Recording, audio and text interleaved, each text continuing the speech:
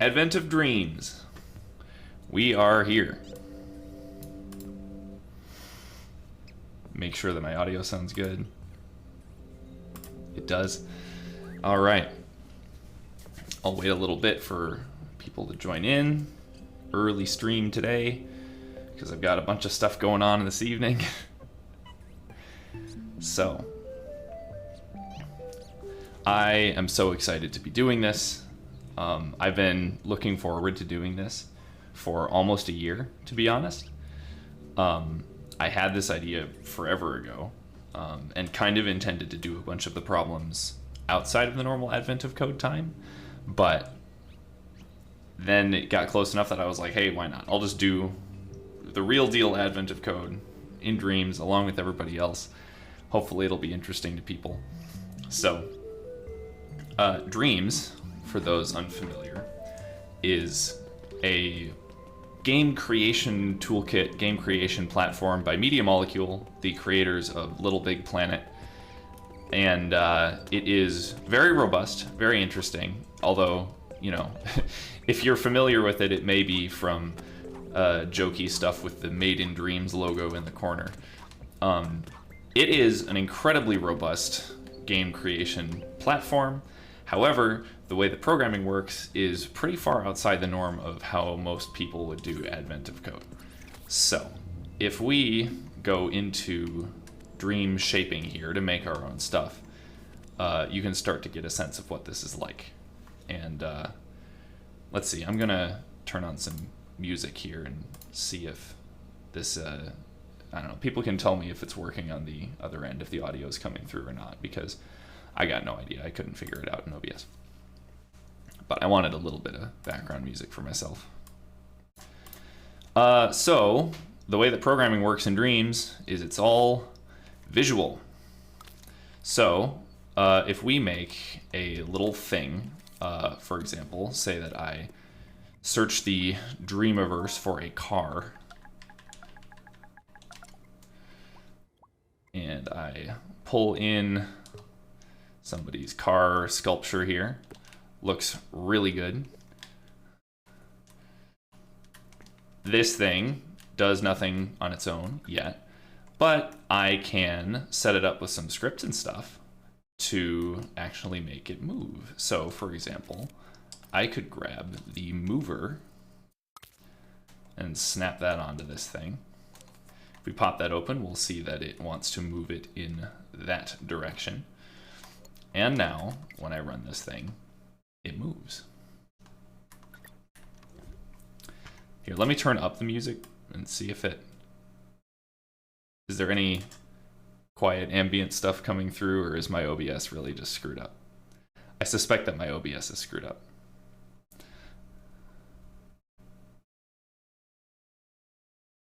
That's cool. I'll just leave it. It's whatever. I'll have to figure that out, but the whole Twitch soundtrack thing is a piece of garbage. So anyway, so you can just sort of like attach stuff directly to objects and that'll make it move. For you can also have stuff like I could wire in one of these little slider things and slap that on here so that I could control perhaps the movement speed. So right now it defaults, it's set to 5, but I could have it be on this slider from, you know, 0 to, we'll say 0 to 5 just so that I can sort of control it. And now if I go to move it, I can stop the car, I can make it move at whatever speed. Is this 5? This is 0.5. Why does it want to be 0.5? That's interesting. There must be some different internal units here, but whatever. The point stands that you can just sort of like have stuff in the stream, or have stuff in the code all sort of wired together. So this is basically how programming is done in Dreams. However, for more serious code organization, you have what are called microchips. So we could snap one of these on the car, for example, and this is now a little canvas that we can put our logic on. So we could select these two things, whoops, and drop them on here. it now works exactly the same way. We just have this little canvas that we can use to keep all of our code organized. There is no explicit execution flow in Dreams. Everything is just sort of like piping values around. Any wires that you see are essentially just floating point numbers. That's pretty much the only like type of data that exists in this thing. And what this means is that a lot of, without like explicit execution flow, a lot of the types of problems you might do for like advent of code end up being a little different. Sequencing things works differently. Lots of stuff is sort of concurrency first. Objects can be like broadcasting messages to each other, and so you end up like falling into this way of programming where you're doing a lot of things by like message passing and signals and that kind of thing, which, to be honest, is kind of a reasonable way to do things when you're coming at it concurrency first. So it ends up being a very different way of programming that I think should be really interesting from this advent of code perspective, and we will see how it goes. Now, to be clear about the rules here, let me pull up our first advent of code problem. Let's see here. So, advent of code 2022, day 1, calorie counting. I've not read this problem before, so let's see. Santa's reindeer typically eat regular reindeer food, but they need a lot of magical energy. They like star fruits, so we've got our stars going again. 50 stars by December 25th. Okay, well, unfortunately, I'm not going to be earning any stars over the course of this advent of code. You'll see that the way advent of code typically works is that they'll give you an example problem, they'll work through it and ask you to compute the result, and then, oh, hold on, I need to log in. Didn't think of that. Give me just a moment. Oh, that was easy. Okay. I was already logged in, basically. You get your puzzle input, which is a large file of numbers or text or whatever the input happens to be for that. I have no way of importing this into Dreams, unfortunately. So my goal for each of these advent of code days will be to get the examples working, the small examples that they have to demonstrate what the problem is. If somebody knows of a way to ingest a large text file and bring it into Dreams somehow, let me know, because it would be great to try and actually run the real problems and put real answers into the system. But I'm aware of no way to do that right now, so it is what it is, basically. I have to sort of hand enter these program inputs in a way that makes sense for Dreams. This just limits the size of things that I can do, but it will still, I think, be very interesting to try to build a general solution and then sort of, feed a program into it, even a small one, to demonstrate the system working at all. So, all that said, with that expectation, I won't be earning any stars, but I hope it will still be an interesting project. So let's see, and sorry, let me catch up on chat here, because I can't, my whole setup doesn't really allow for this very easily. I have not looked at the problem for today. We're going to do that right now. So let me switch back to problem. So let's see. The jungle must be too overgrown and difficult to navigate in vehicles or access from the air. The elves' expedition traditionally goes on foot. As your boats approach land, the elves begin taking inventory of their supplies. One important consideration is food, in particular, the number of calories each elf is carrying. The elves take turns writing down the number of calories contained by the various meals, snacks, rations, etc. that they brought with them, one item per line. Each elf separates their own inventory from the previous elf's inventory, if any, by a blank line. For example, suppose the elves finish writing their items' calories and end up with the following list. 1,000, 2,000, 3,000. Yeah, okay. So the first elf has items with these calories. Yeah, I mean, this makes sense. In case the elves get hungry and need extra snacks, they need to know which elf to ask. They'd like to know how many calories are being carried by the elf carrying the most calories. So the fourth elf, having a total of 24,000 calories, is the elf with the most calories. So how many calories? Find the elf carrying the most calories. How many calories is that elf carrying? Okay. Let me screenshot this so that I can bring it into my stream overlay and all that.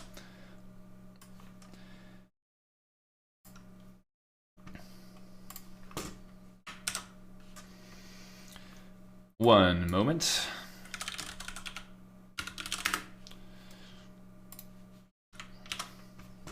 Oh, that didn't work. Let's see. I'm gonna drop it in a couple times here so that I can trim one down to just the puzzle input and one down to just that. Okay, so that's our problem. That's what we have to work with. So the question, I guess, is how to represent this data. And then from there, we'll be able to dig into how to actually, well, I mean, I guess we need to figure out how to represent our like lists of numbers and lists of elves. Naturally, one of the things that Dreams doesn't do very well is lists, so I'm already off to a great start. But this is fine. We'll be able to make this work. So we need to be able to represent individual elves that have these sets of numbers within them. I think I'm going to set it up in kind of a fun way for this. Let's see. No, don't go into sculpture mode. No. There we go.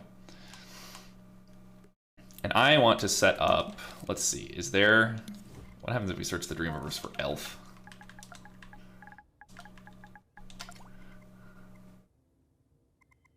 Evil elf. Elf on the shelf. I mean, that's an elf. I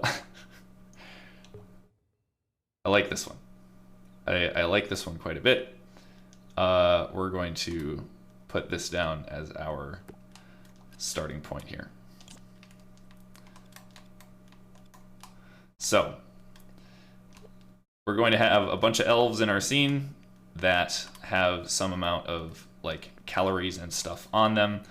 And what I think I can do then is basically just have something that's sort of in physical space, runs through them all and gets sort of the answer from each. So each elf is going to have a script on it that can perform that logic for us, and then we'll have sort of a meta thing that scans over it all. So here is our code, or here's where our code will be. And let's see, I want to like set up my canvas a little bit better here. Save that. Can I like, no, I can't realign that to the thing, but whatever. So basically, if each elf is going to have a list of calorie values inside it, what that implies for me is a selector like this. So, and then we can have numbers wired into that basically. So let's say we have value sliders are kind of the easiest way to just input arbitrary numbers into the program. So I'll just give myself a slider with a lot of room here. And if we were to set up the first elf, it had 1,000, 2,000, 3,000. Whoops, that was a 0 too many. And that was a 0 too few. So there's calorie value 1.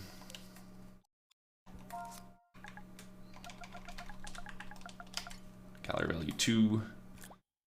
Calorie value 3.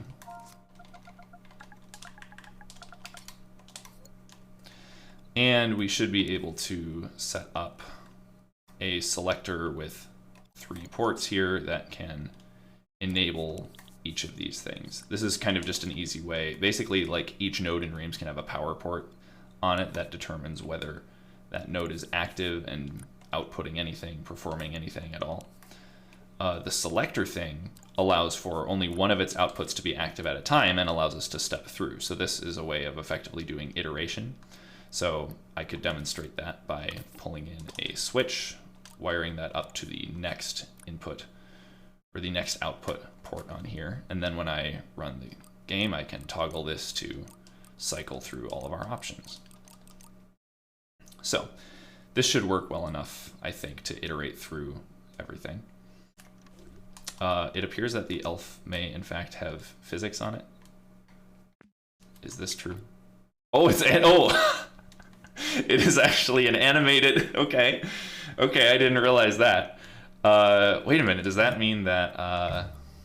is this a possessable character? Yes, it is. Oh, well, this is unexpected. Okay. In that case, we're... In that case, I have a great idea, which is that I can have I can have one sort of master elf that runs up to each and asks, oh yeah, give him a backpack? I could certainly try. All right, reset simulation, also put back on ground. God, that's funny, I had no idea. I just picked out a random thing. Let's see, so this goes into the, like, yeah, I could probably just throw a backpack on him, right? Like, how does this work? I've truly done so little with the, like, actual game creation parts of this.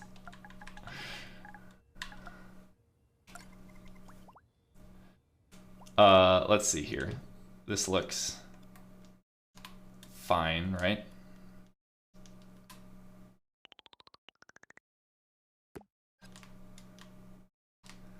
Does this work? Oh, yeah. Yeah, maybe. Maybe. Kinda. It's not exactly animating with his torso. I could probably do better.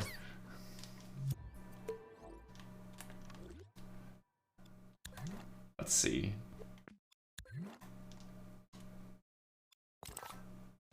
Okay, yeah. So now I'm in, like, sculpt mode on that.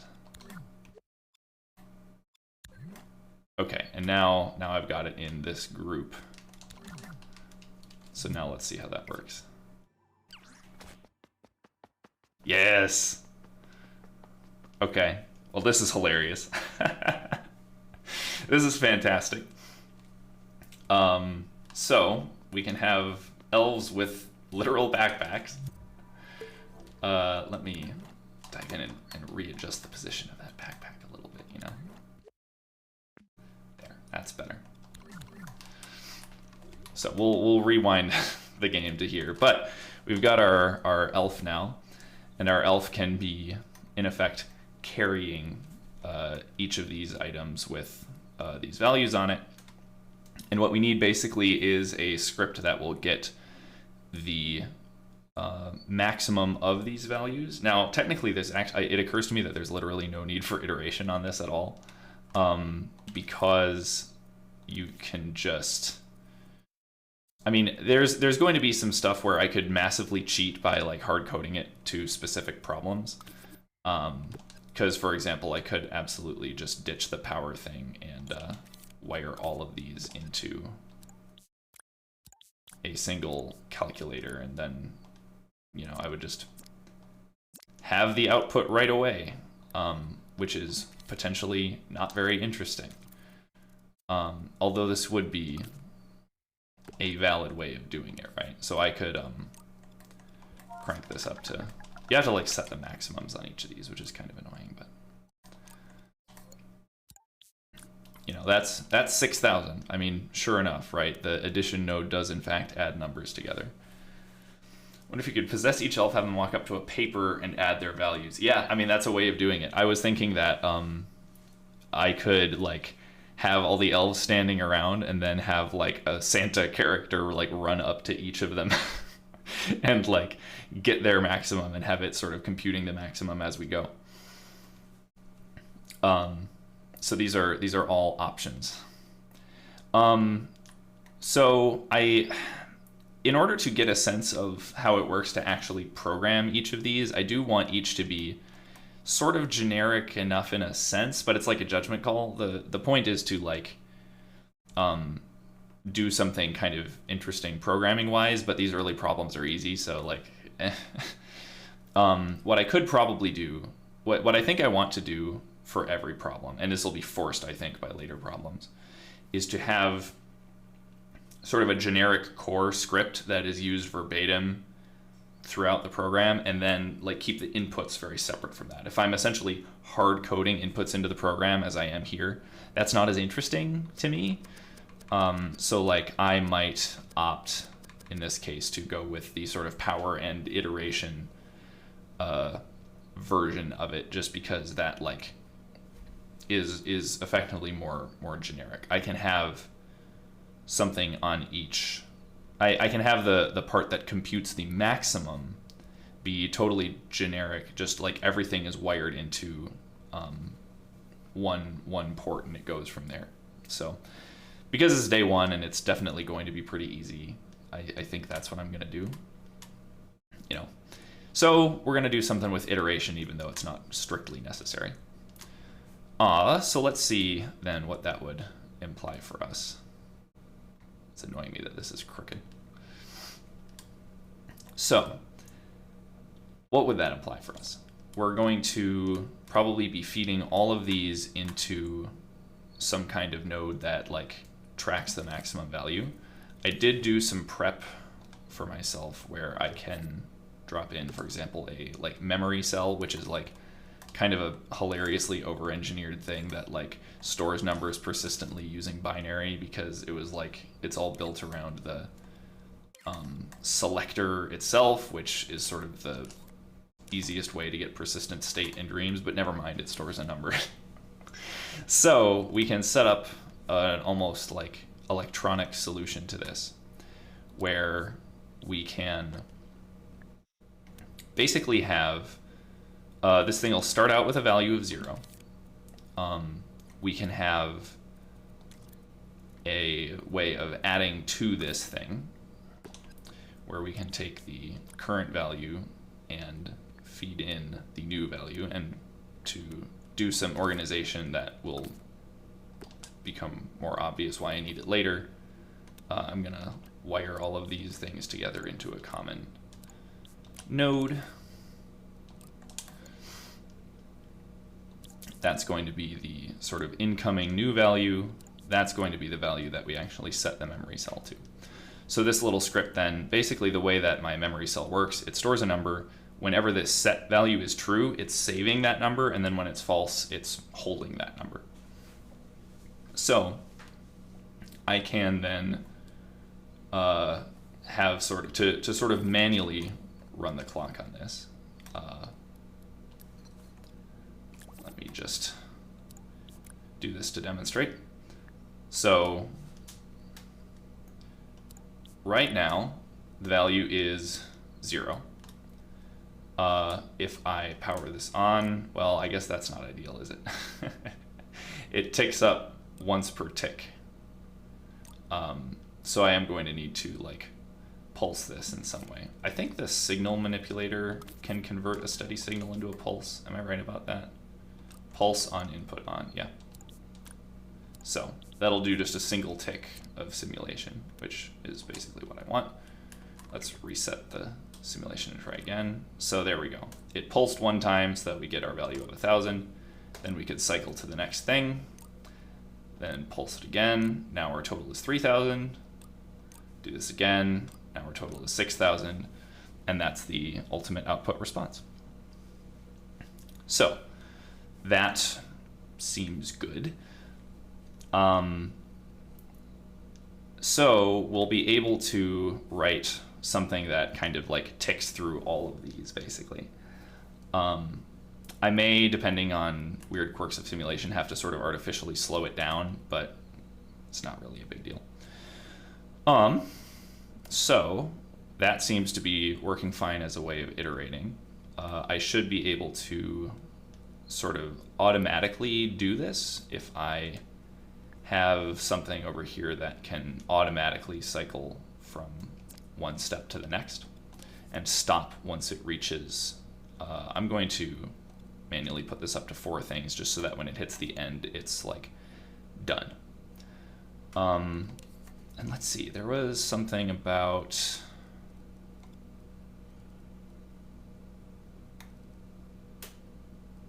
trying to think here how I want to do this. Actually, maybe I'll just do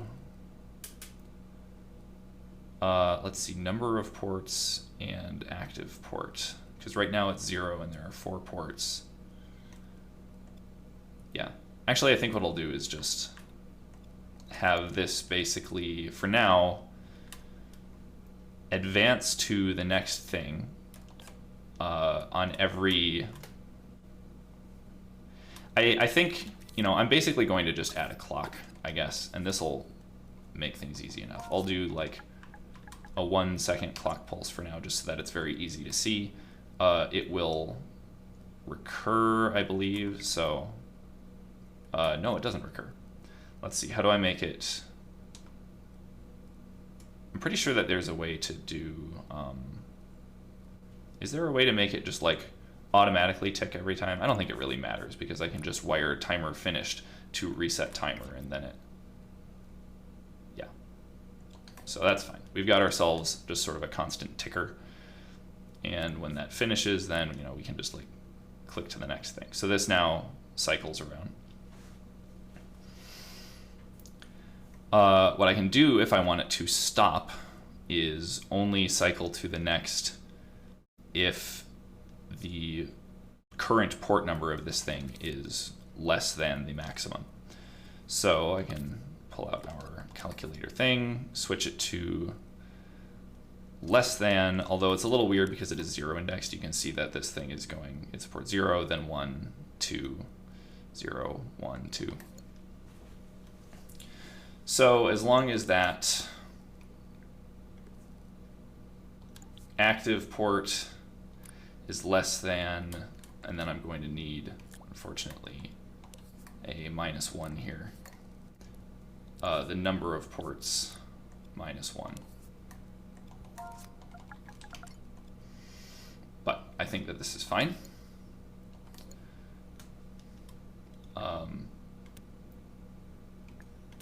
The wire management here sucks and will be remedied.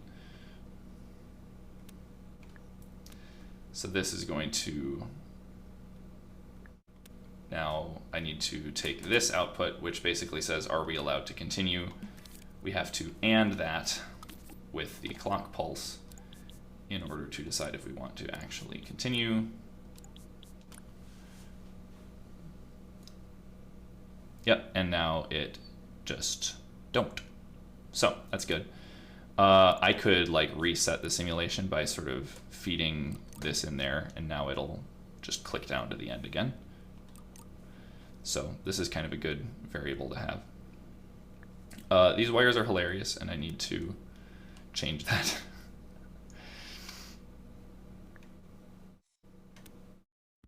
You do spend a lot of time in dreams futzing with wires, unfortunately. It is kind of inevitable. Oh, that's putting it behind the thing. I was like, what is happening there? So I'm gonna set this up like this. And here our clock can just sit down in the corner, constantly resetting itself. So it's whatever. We can see that this works. So I could wire manage further, but I really don't feel like it.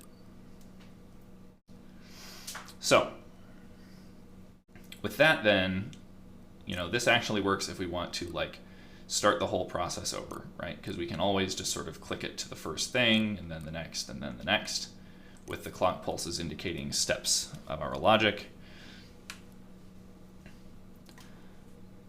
And as we're going then, we can use this sort of reset signal.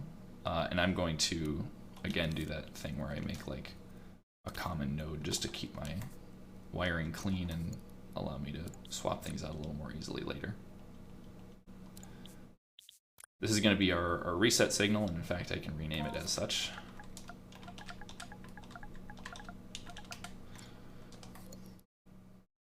It's going to be wired into that. It can be used, I think, to set this thing to 0, although, let's see, setting it to 0 will be kind of interesting now that I think about it. Because I need explicitly to like feed in the value 0 and disable the incoming value here. So I think I'm going to just How does this thing work again?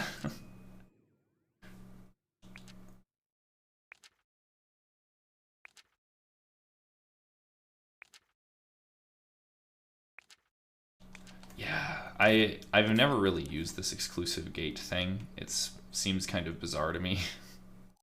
It's like, does it work with everything on a node? Does it work with, like, I don't even know. I'm going to use a selector because I understand it.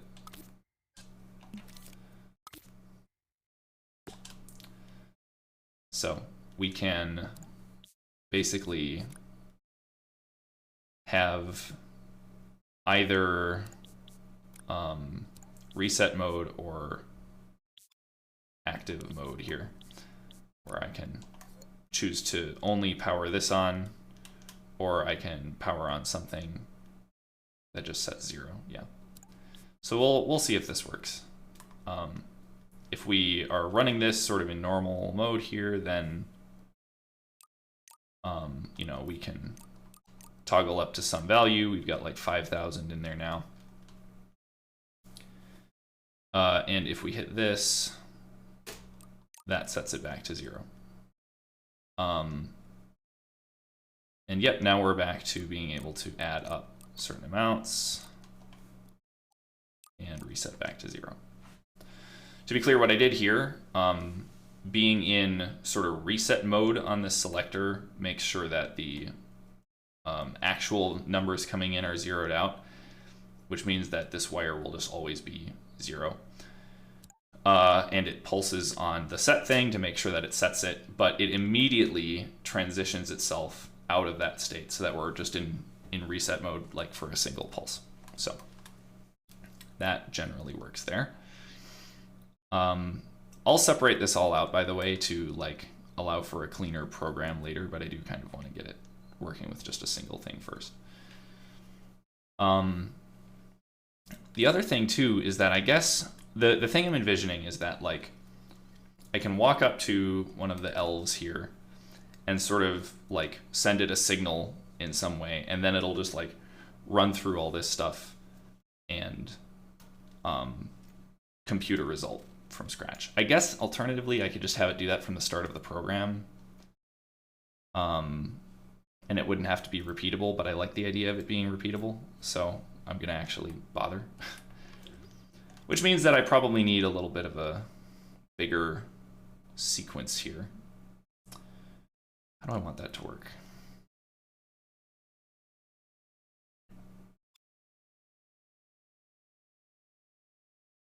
Tell you what, here's what I want to do. I want to have sort of a broader sequence on the whole thing. So sequence 1 is the reset. Sequence 2 is active, and then it'll go to like a third point, which is just sort of done, waiting. And when we are, only when we're in this state do I want the clock to be running at all. So that means that the whole thing should basically so I'm gonna get rid of this. I want to have, yeah, I'm gonna shuffle this around slightly. This one's going to be reset, but I'm gonna have another one that's like go, just to keep those two things kind of distinct. What?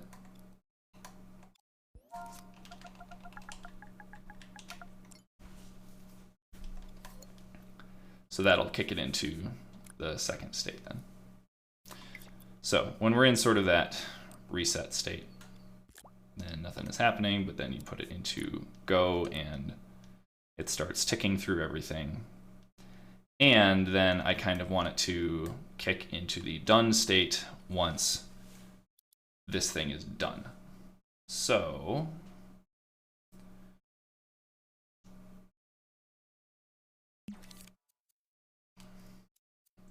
when this thing hits that final state, oops, that's the wrong kind of gate,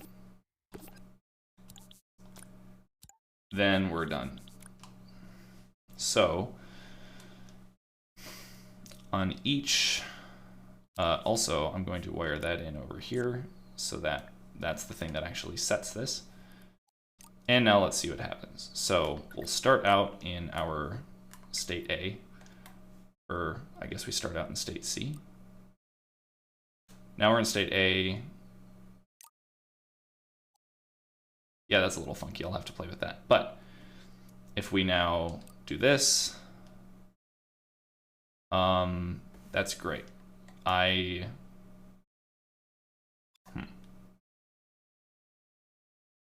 All right, time to untangle our logic.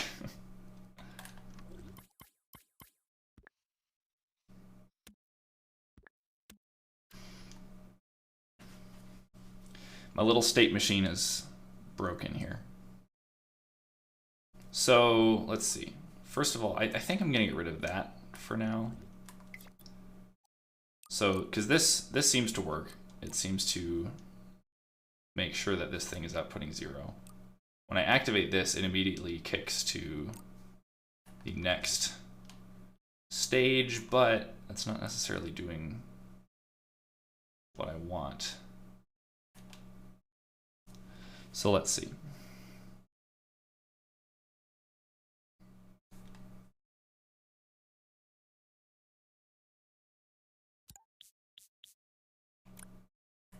Does this properly restart the timer like I want it to?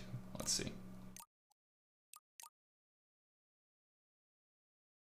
Yes, but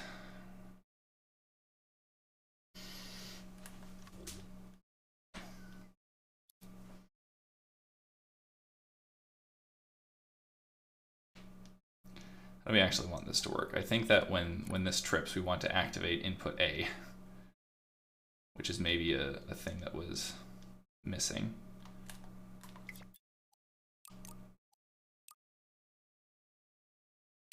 But it's also not right, because this is only pulsing when the clock finishes. It's annoying.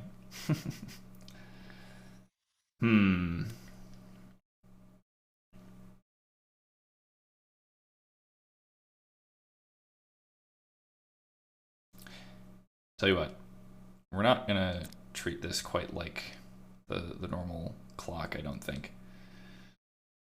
I feel like that is just kind of the wrong idea. I'm gonna pull in another one of these switches and reason through that sort of sequencing logic again.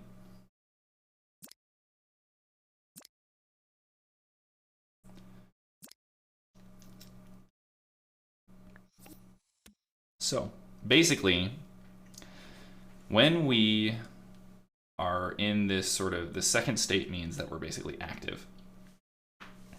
When we transition into that state, we want to go to the beginning of our selector here to step through these 3 numbers. That much I feel pretty confident about. And when we do so, we immediately want to, add up this next thing on the memory cell. And I can, without the clock in here, I can step through this pretty easily. So right now, we've got the right value on this wire, right? It's putting out 1,000, which is the correct new value. When I press this, we'll store 1,000. We should be able to now click over to the next thing and store that. But what is the signal to do so? I just manually pulsed this here, but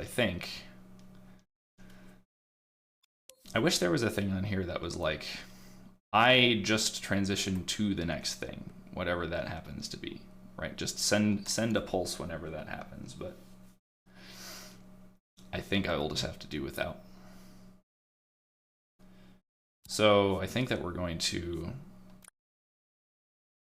just feed that in there, which means that we should immediately store the first value.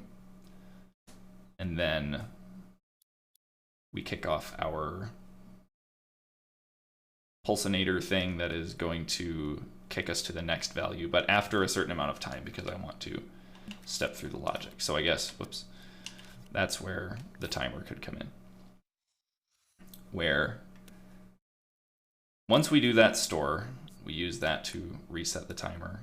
And then when the timer is finished, we'll use that to kick to the next thing. So the timer is now not... Can you, like, not start automatically?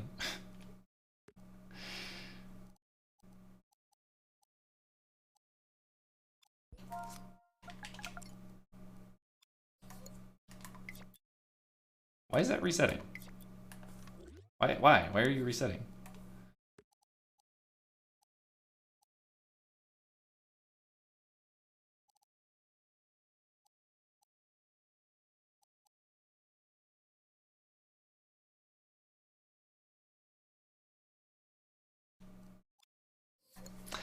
Ah, these weird little timer things are so strange. Here, let's see. Yeah,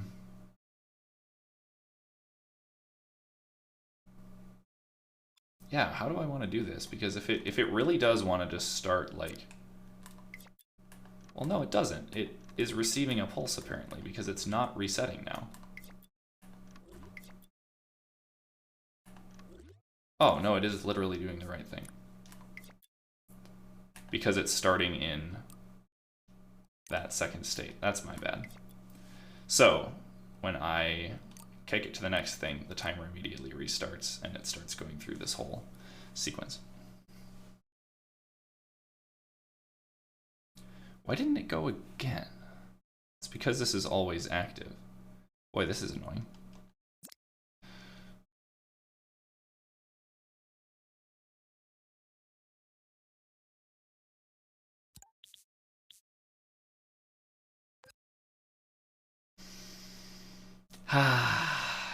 Once you get into signals in dreams, everything gets worse.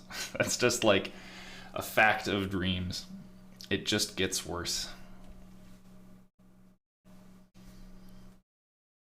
So what does that mean for me here?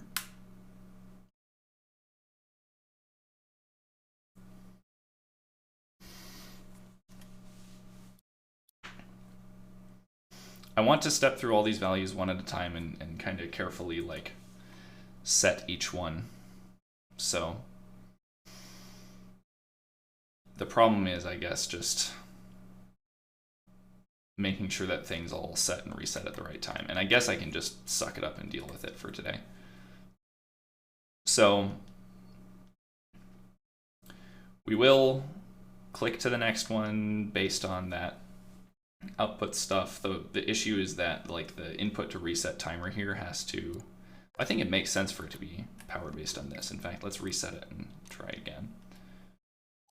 So when I pulse this, it should kick off a timer to take us to the next one, timer to take us to the next one, timer to take us to the next one. And at that point, we should basically exit to the done state. And I think that seems fine. So let me try to make that transition happen.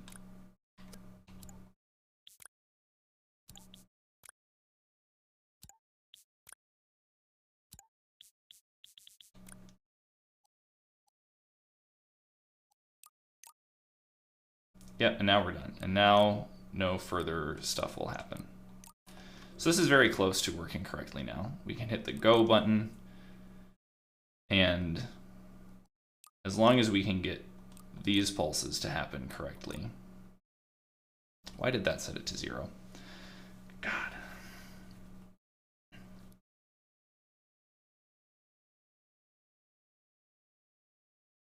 Why did that set it to 0? Why? Why did you do that?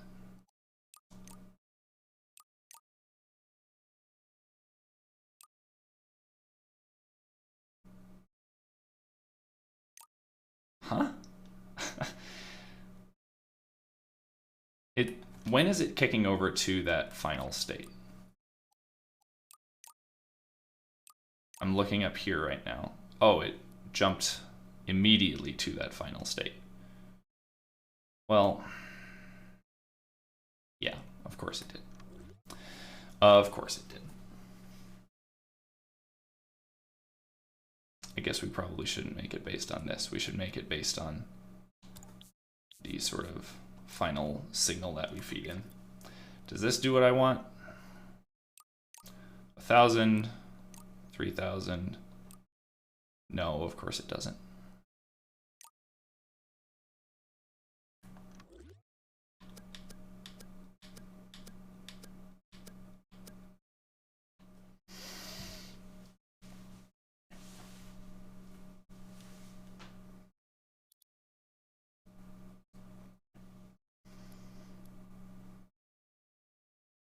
Man, iteration like this sucks. I wonder if I'll ever, like, I hope that I can figure out a better way to do this, because I know that iteration is just going to happen a lot in Advent of Code problems as we go along. One moment.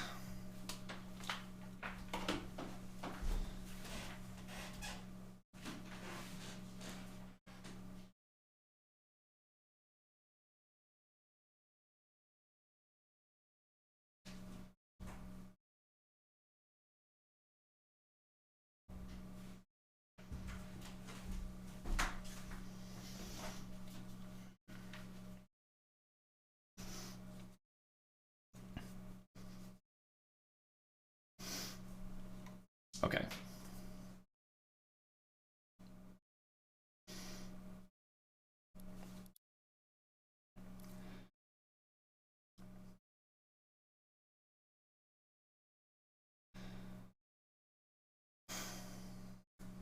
Yeah, this thing of like which state we're in is just really kind of frustrating.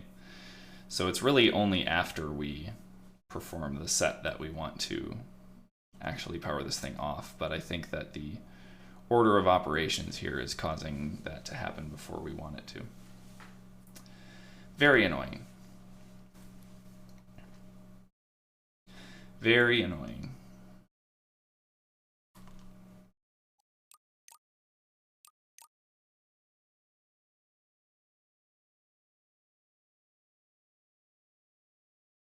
Yeah, because we're already in that end state here. Because I mean, really, it's this logic that's causing a problem. Because we're here on, we already kicked over to the last one because we're here, but we haven't processed that new entry yet. And I think that this is coming from some confusion of like, do I want to sort of save the value before I advance to the next one, or like right away when I advance to a new one, or like, I don't know.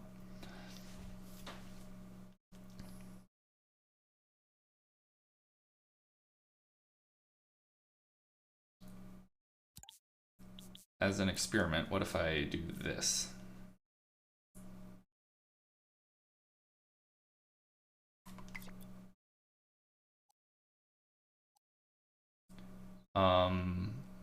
Let's see, why is it not going? Because I have to poke it once. It still set it to 0.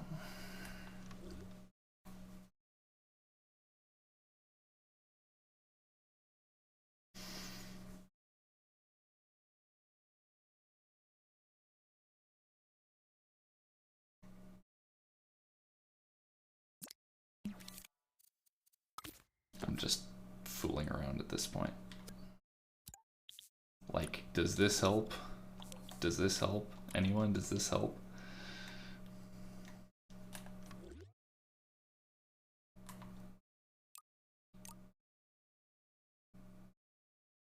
I mean, that does actually help, but can I reset it? Yep, I can still reset it, and then it'll it's not doing that initial pulse, but I think that that'll actually work okay.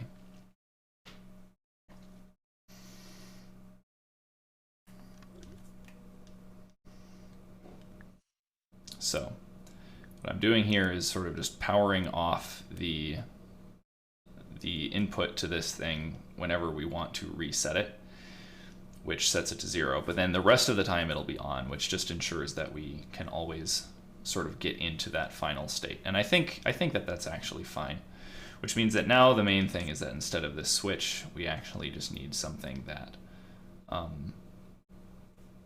immediately triggers the first set once we sort of enter this state at all. And so what does that mean for me? I could put another one of these pulse things on signal B just to be like we set once at the beginning of this. This feels so redundant with the other one that it is kind of sketching me out. Also, that didn't reset this. Yeah, it's so redundant. But if I do this, then the signal always stays active, which...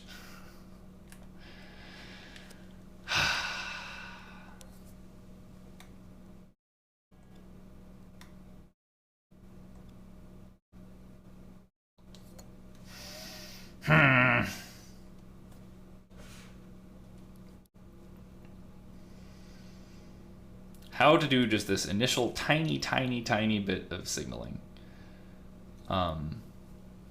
Which is basically just like, well, let's see, because this thing, what do I have this wired up to right now? Yeah. It's wired up to just the thing where we click to the next signal, which is just kind of wrong, actually. I feel like that's the thing that I need to change. I think it's basically that, like, right when we land on a new one, we want to trigger this.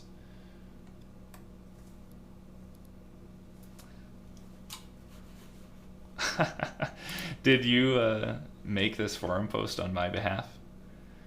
You did, thank you. Well, thank you for asking that. I hope that somebody comes up with something there. As for how that would help me here, I don't know. I can barely even get this working. Let's see here.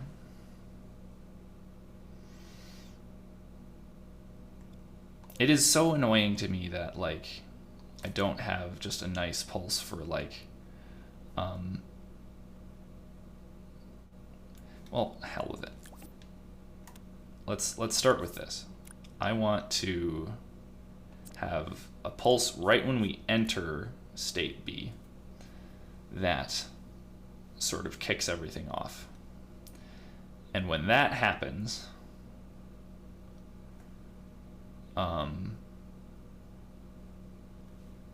we want to go through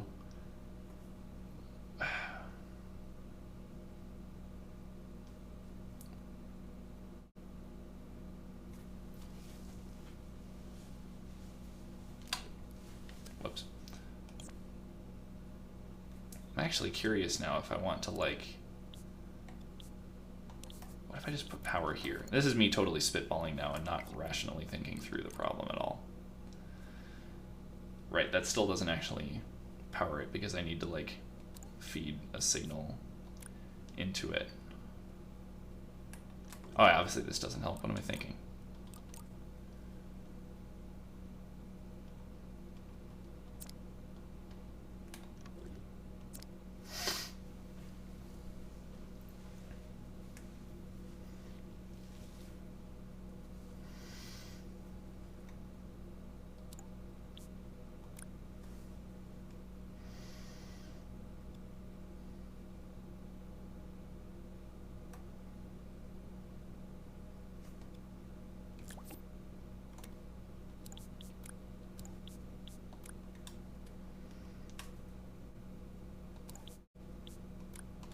Does this work?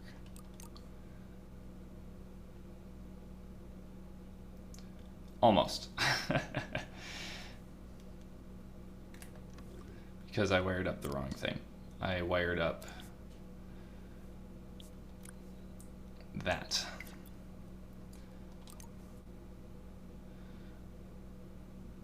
Okay, that actually does work, I think. Because now it... Yeah. Okay.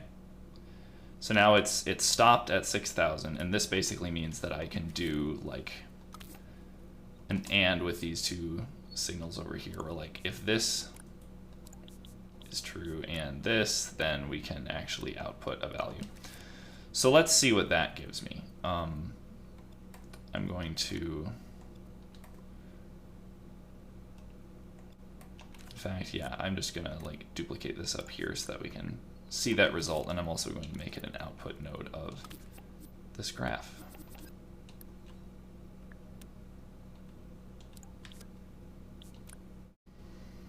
So now we see the value that we are actually outputting. Because we are only going to output when we're in that state B. Okay, the AND thing doesn't do that. I thought it did. That's a shame.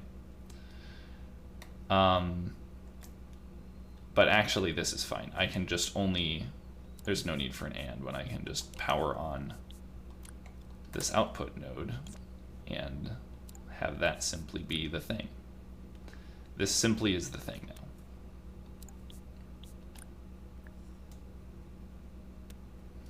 This is our output. This is our preview of the output. So when we say go, it ticks up to that and says 6,000. What I'm sort of curious about is whether it displays anything other than, nope, it just ticks right on at 6,000. So that's exactly what I want. For an outside observer then, as soon as this thing is active, then it's sending the signal. It just sort of like waits for the answer and then gives us the answer. So that is nice. Now this logic doesn't make sense to me already, which sucks. It's such a tangle immediately, and I need to like see if I can explain it in something of a simpler way. Or at least reorganize some of the wires, because good grief.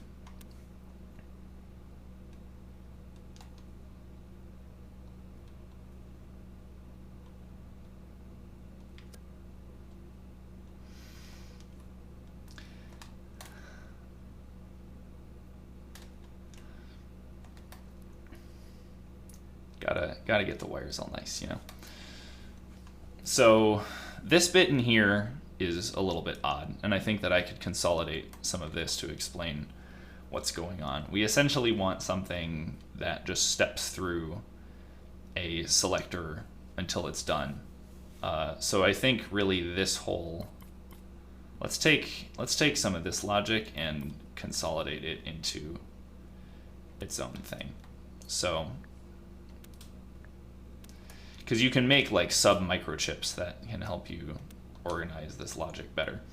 So what this means really, let's see. Basically, we're passing the same pulse into both of these, and each time you pass in a pulse, it's basically deciding like, are you done with that selector or are you not? If you're not done, then you should advance to the next one. If you are done, then you should quit.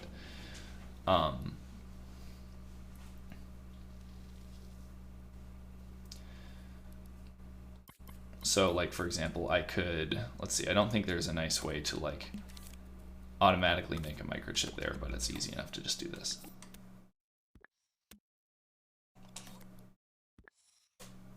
Boy, that sure helped. That's fascinating. Perhaps I need to clean out some of this. Yeah, so part of it, for example, is that these are both like, well, no, actually, there's really not a lot of way around that, is there? Well, two of these inputs are the same, which is where these nodes come in. This is sort of your like input signal into both of these.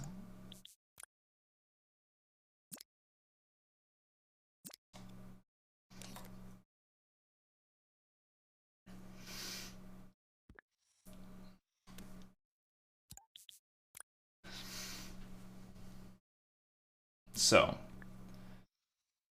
ugh, this doesn't feel like it helped.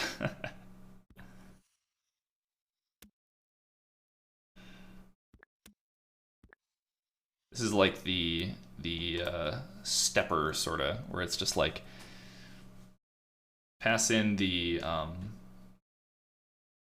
let's see, because what are these two values? They are respectively the number of ports and the active port. The order that they have chosen to place them is kind of unfortunate. There, that untangles a little bit. This one is basically, let's see, I could I wonder if renaming these renames the port. Well, I don't think I want to. I think I want them to be explicit ports.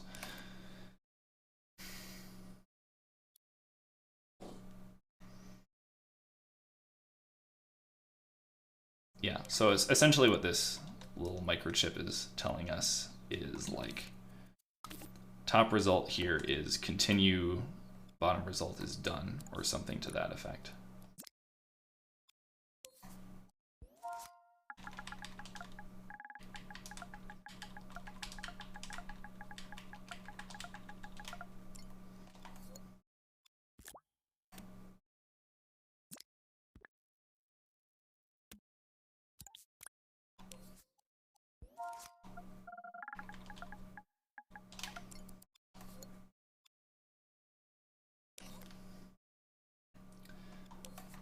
Wait, what?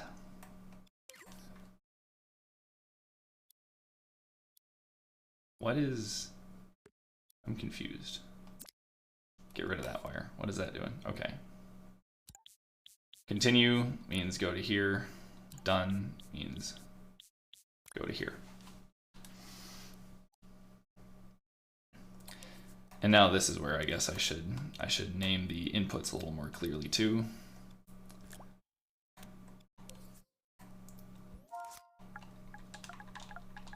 Num cases? What did they call them?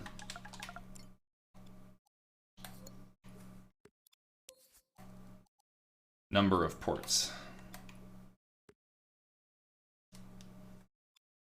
Yeah, number of cases feels clearer to me. And then this is current port.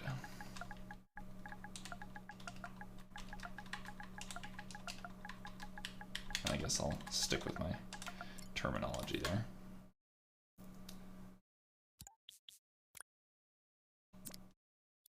Clean these out to use only those specific inputs.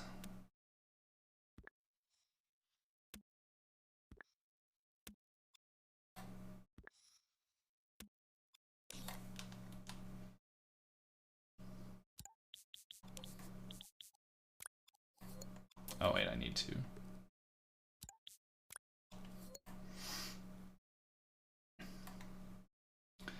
So there we go. Number of cases, current case, and just sort of the generic input, and then that'll tell us whether to go continue or done. And actually, there's really no need for this at all if we have a microchip that can be powered on and off.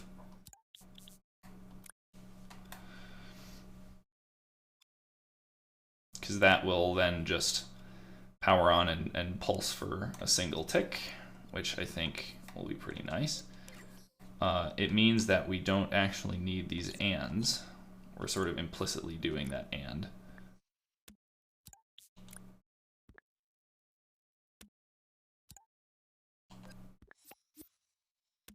Can shrink this all in a little bit.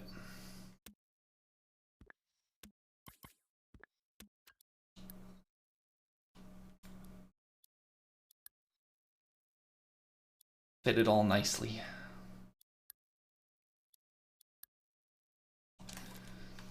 Yeah, and now I think that this will just work. Yeah? No?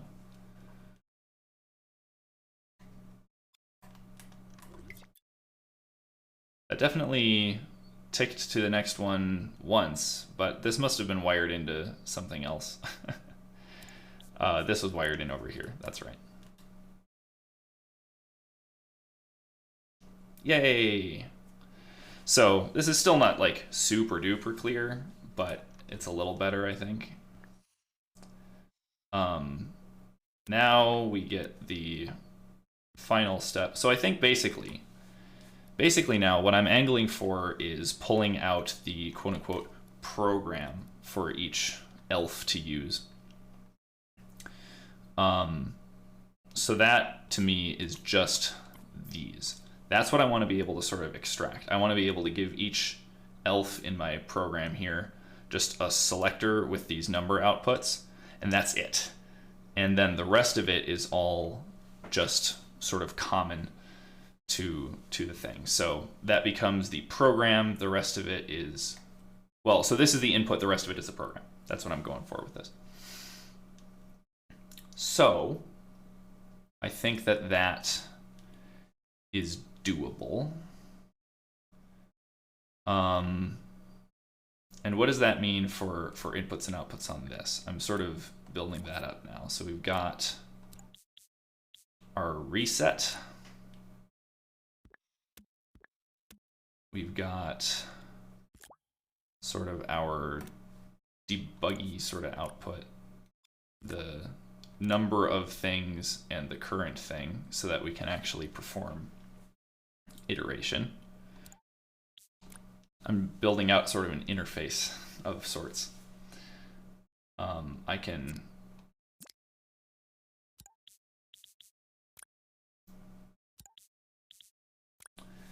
wire those in there such that now I think all of this can be just moved to its own microchip, which I'm going to put out here. Beautiful. Actually, maybe I am going to put it on the graph for a second.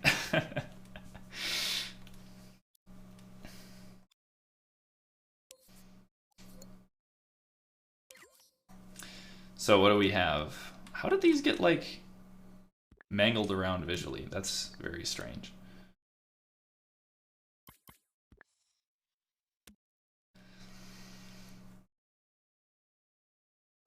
And let's see. Oh, I guess these things need to be wired in differently, don't they? Because this needs to be wired in there instead of that. And this I should make an input port and name reset.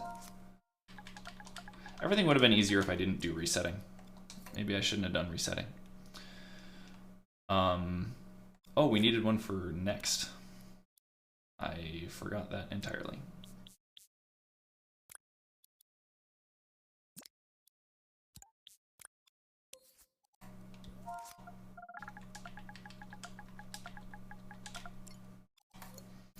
Reset, next.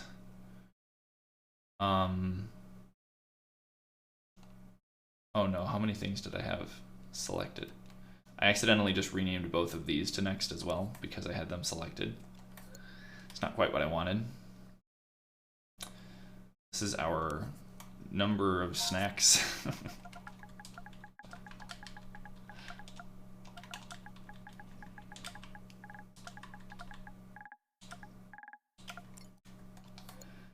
And current snack.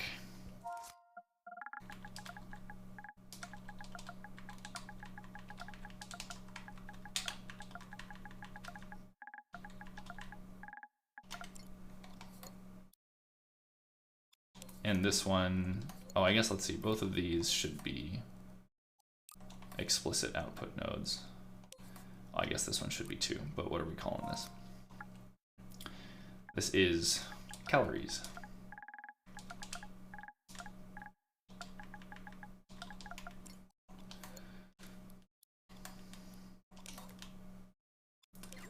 And I'm gonna give this the little gear icon because it's the program. Okay. I mean, yeah, I could plug a keyboard in, but like, actually, I probably should. Let's see, I got this set up so that I probably could do that. Hold on. Oh gosh. Threaded around all the other wires on my desk. Oh no.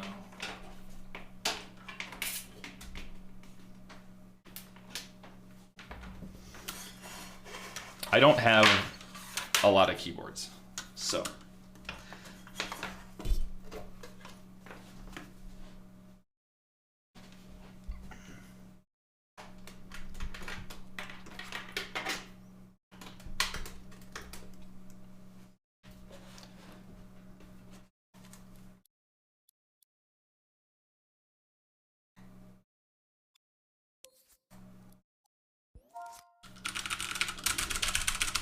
Hello? Hello, keyboard? I've plugged you in.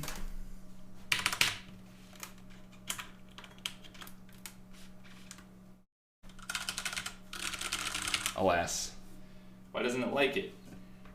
Why doesn't it like it? It lit up for a second.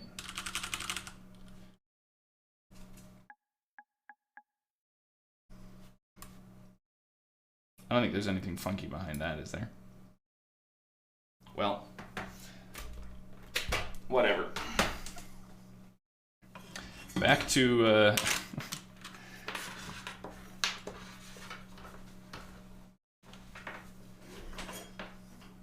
back to being used for my computer. Otherwise, I'll be very confused later.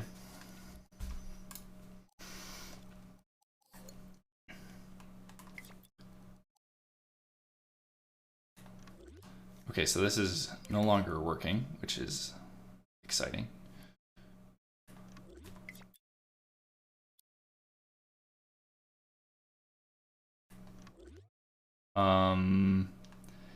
And why?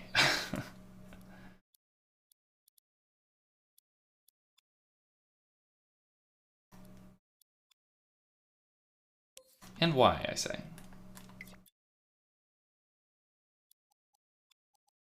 This is clearly working, being fed into this. Oh no, it is working. I'm dumb. Was I just looking at the wrong thing? Oh, I wasn't waiting for it to finish. Yeah, okay, never mind, it works. Okay. So, with that in mind, this is the program, this is the logic, and I should be able to contain this now. It's going to be a little bit ugly in each case, but so be it. Let's see, I want to actually remove these wire guides because they're not going to help me as I try to rearrange this graph. So I think I'm going to plan on having these things sort of live outside the graph because I want to actually save this elf as like an instance that I can like place throughout the scene a few times in order to ensure that the logic, you know, stays coherent. Essentially what I've done here is I've created almost an interface that this thing needs to satisfy. So unfortunately I need to, I guess I kind of need to duplicate a bunch of those input and output nodes onto this thing as well so that I've got like consistent places to wire them in. But that's fine. Let's see, because there's only like a few specific things that are wiring into this. It's relatively well detached. This is like our next, so let's see. Basically, I think I can duplicate these nodes but make them into output nodes. And hook those up instead of the original things. This is what we in the biz call refactoring.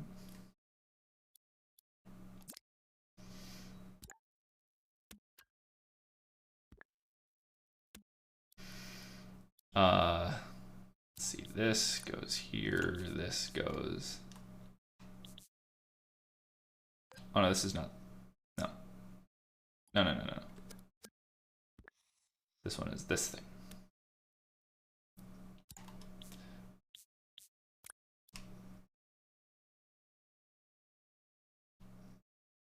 And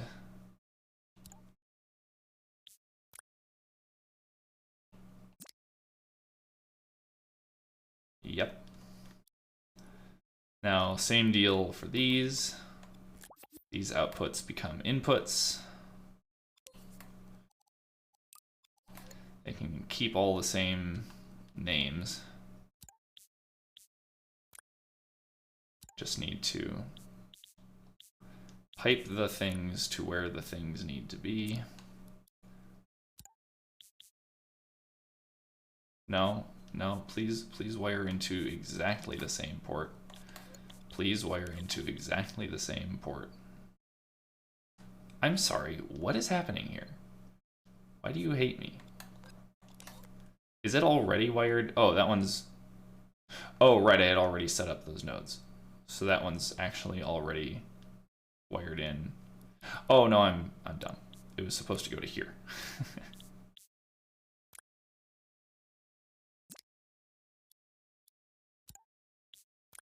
Wiring the wrong things together. There we are. So we've now kind of got our inputs and outputs all separated, and we've got our, this is basically an iterator. I'll just call it that.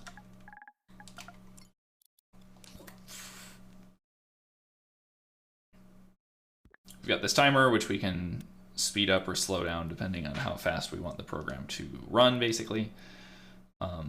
We've got our inputs and outputs just happily sitting over here. And now I can clean up some of this stuff. God, it drives me nuts that I need these like 2 signal manipulators wired together, but at this point I don't want to do anything with that. I got to wrap this up for the day anyway. I've got some evening stuff to attend to. So this being now our overall program output, and this being our program.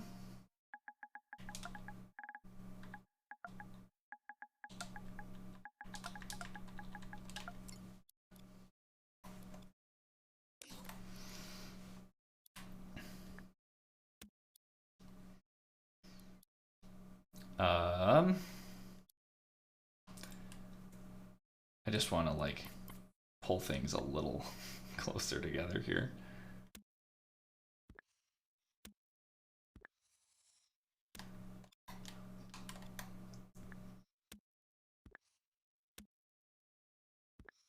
This is still so much more circular than I would have liked. And I'm not exactly sure what to do about that. I think I can make some progress just by like just moving a few of these wires around to reduce some of the like really gnarly intersection that's going on. Where is this one going? Oh, that's powering this. So similarly with this, I think I'm gonna set this up here just to make it a little easier to follow. I could name a bunch of these, but I don't think it's hugely valuable to name a bunch of these. I can probably just structure some of this like so.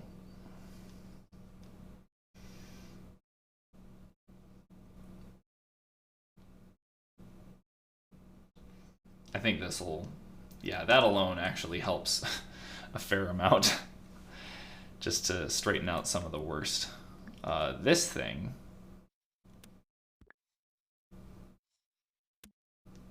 let's see.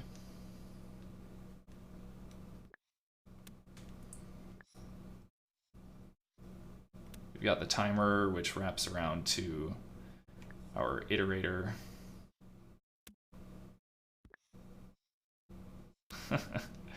It's so gross.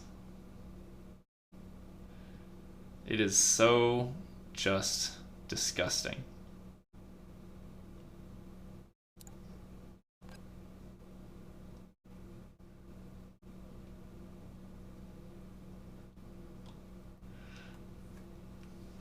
Because that powers that on, or I guess this should probably be like down here then. Who can say?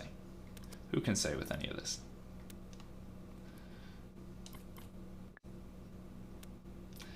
I'm just gonna leave it. It is what it is. I don't feel like trying to make this any prettier because I think it's a lost cause. The point now is that it does actually work pretty well. It ticks forward to the thing. So I've got my, whoops, my reset and stop. My reset and go nodes, which are also valid input nodes for this program to use, which means I can kind of ditch those switches. And now, finally, I'll be able to set up the thing that actually that actually like computes these values for everything. So what I want to do, because I've pulled this thing out separate, I can now save this elf as his own instance we will save this as a new creation, which is day 1 elf.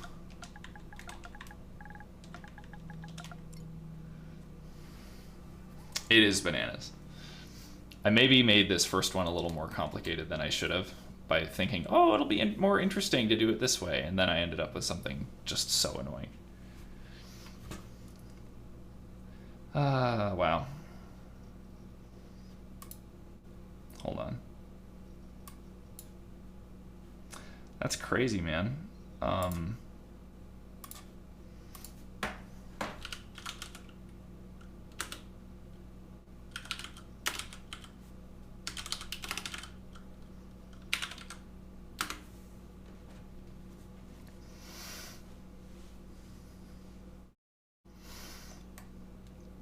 Been a while since I got one of those.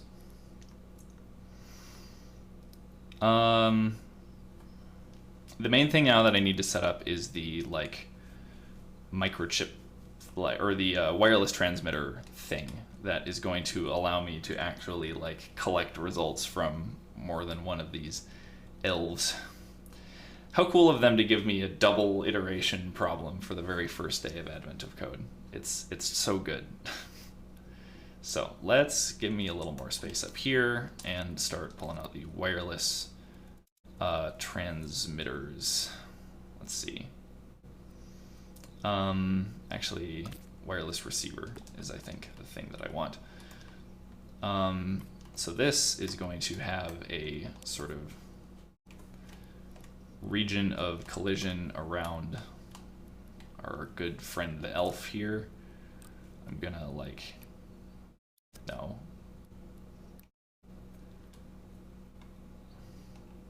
Let's see, can I like do align to grid or show guides or something? I don't really want it to be aligned to a grid, I just kind of want it to be upright. Oh. It's only upright in sort of local space. This is not what I want, Dreams. How do I... Come on. Well, whatever. It won't be that precise, and that's fine. We'll just put that around. We'll make it a good bit larger, I think. I don't want it to be... How do I just... Oh, I think if I... Oh, I can't actually scale it that way. Interesting. Well, whatever. I'll just expand it out in front anyway, because that's really what I wanted, was for me to be able to walk up to him and be in this sort of collision range. So okay, fine. That'll do it there. Now wireless transmitters can both like send and receive stuff. So what I want is when we receive a signal from the transmitter, we're going to send it the go signal. So that'll kick it into computation mode. And then at the end, we're just going to send the signal out. So this thing now, when it runs, when we kick it off, it'll compute the answer and then start sending the answer back out again, which will be the thing that allows me then walk up to it, get the value, and then, you know, move on to the next thing or whatever. So that seems pretty good. Also, I think I'm going to add in a number displayer so that I can see the total computed calories over the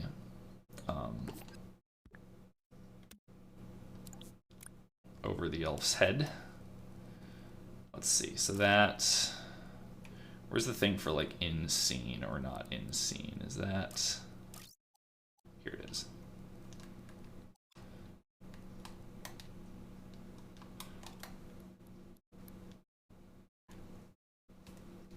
Wait, why is this not like rotating? Hello? Hello, Dreams? why you no rotate? Are you really that stuck onto the... Ugh. Hold on.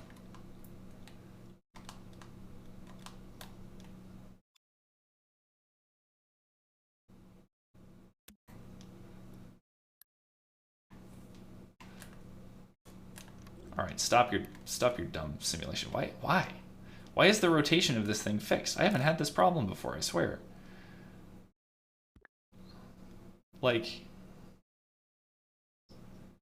it like absolutely must be.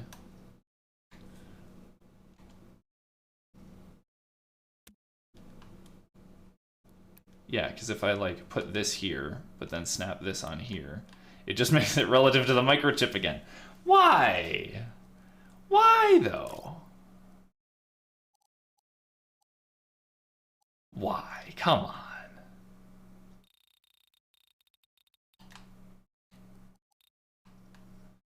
That's really frustrating, actually. Is there anything that can be done about this? I'm kind of baffled by this. I swear that I haven't had this issue before. What is sticker mode? Just a text display thing that I don't really care about. Face camera, I guess that works, because I can move it around and maybe change the size of it, and it'll just sort of be persistently above his head facing me. Let's see, how can I actually tell where it is now?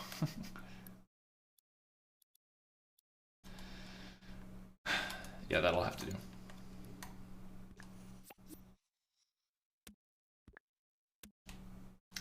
And only when this thing is active do we actually turn this on. So now, when I run this and kick off a signal, it'll compute and then display the calories there. Total calories for this guy. Oh, this guy, does he look at the camera? No, he's just looking around. Okay.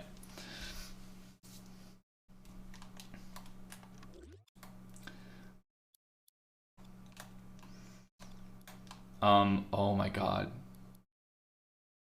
I just remembered something unfortunate, which is that I wasn't editing sort of in the scene here, which means that I'm not really going to be able to apply. I'm gonna have to save a new version of the old universal elf. Which is fine.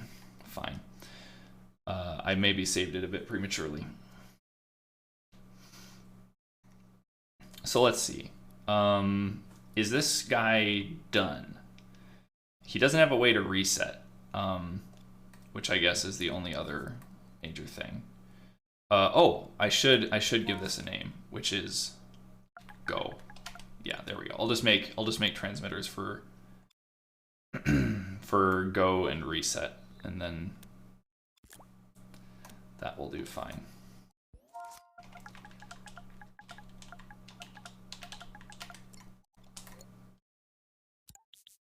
There. So now I can reset if I really want to, but I don't think I really want to. Won't really have much reason to do that. So now I am going to save a new version of Mr. Elf.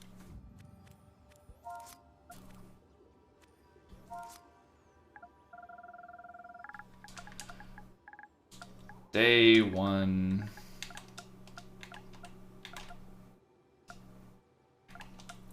Can't type.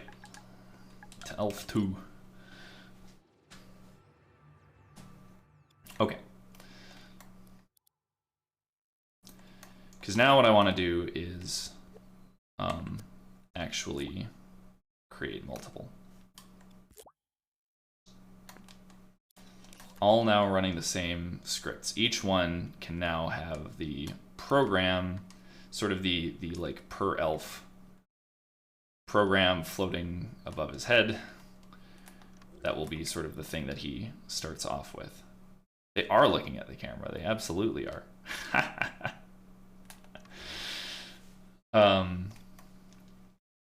And then this is the bit that I can literally just duplicate around. So why don't I do that?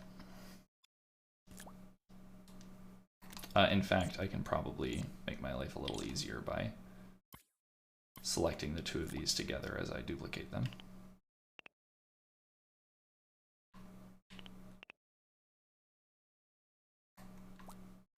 There we go. How many How many L's do I have here? 5 of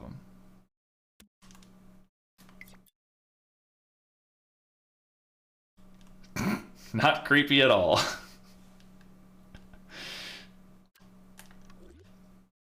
So, each of these now I can manipulate to have their individual programs. So like this one literally just has 4,000 and that's it. I'm probably gonna hit some stupid bug with a thing of only 1.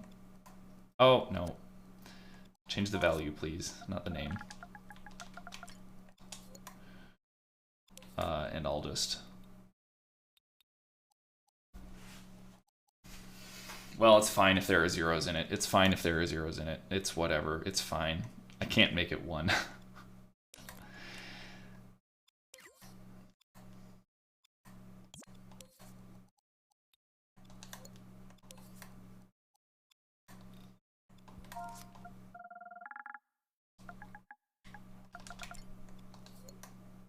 Oh no, that wasn't right. This one's supposed to be 6,000. How do I... There we go.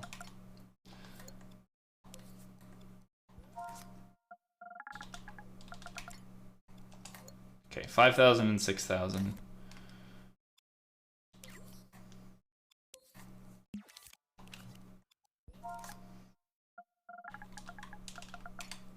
$7,000. See, this is why I wanted to be able to input files. Although, obviously, inputting files into this, like, it would still be like, what, I have to dynamically spawn elves somehow? I mean, I have the capability to do that, but that sucks. And this one is 10,000.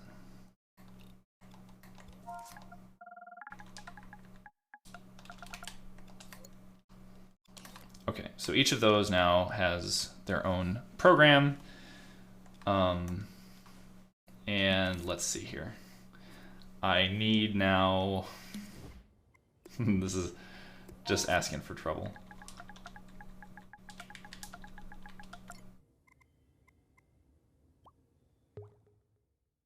He's enormous. That's probably accurate. Oh, this is a great idea, I tell you what.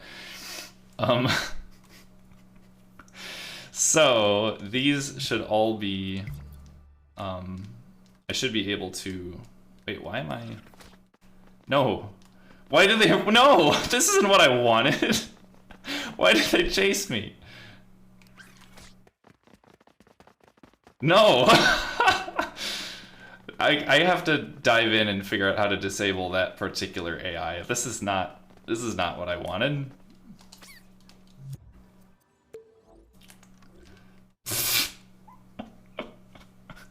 Oh, this is nonsense. Let's see here. I should actually save.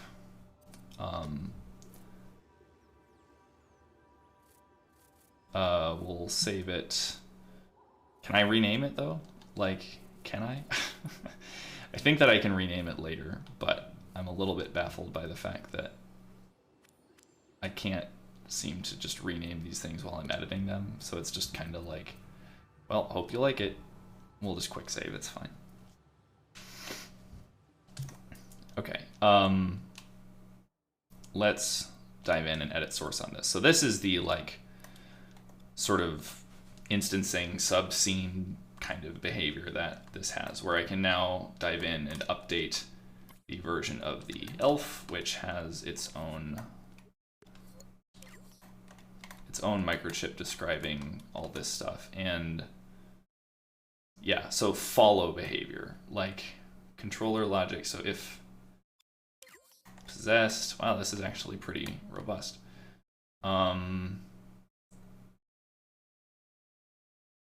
I literally just don't want any of this, I think.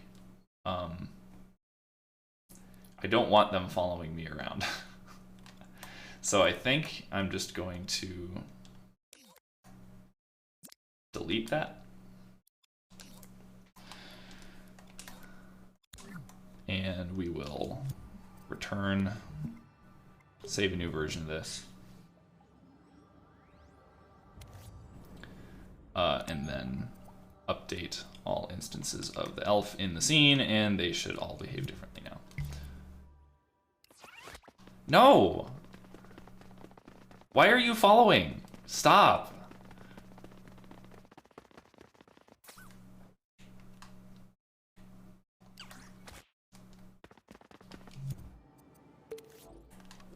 Okay, well I did that wrong, apparently. Let's see, did the change apply? Yeah, the change did apply. They must just like always be, maybe the correct thing to do was to delete that entirely. Let me see if that. Yeah, now that one doesn't follow. So I will go edit source on that again.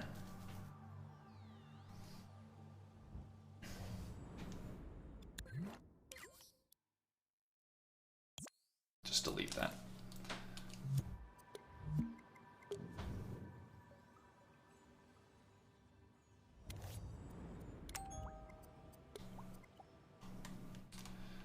Update that so that now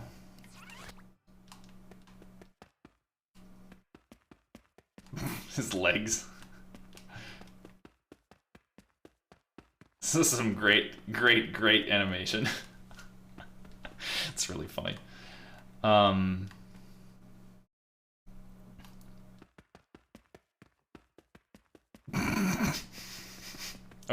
Okay. So what I can do now is attach a script to Santa Claus here that will handle the rest of this logic.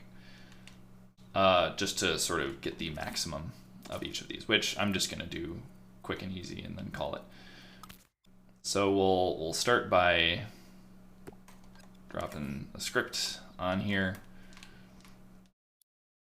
This, I need a wireless transmitter this time, which is going to be the thing that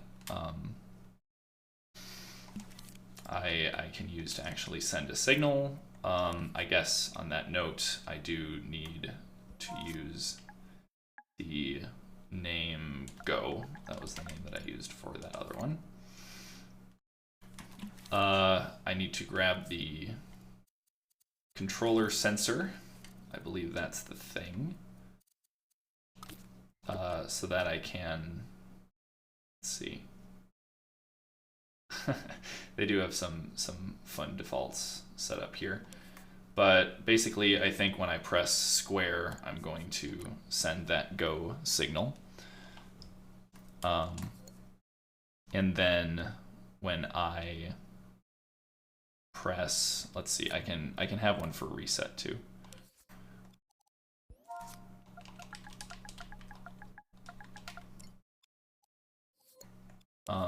And I can have triangle be reset. Now, each of these has a, let's see, can I change the physical location of this thing? I guess not. It's going to be like, well, here's what I can,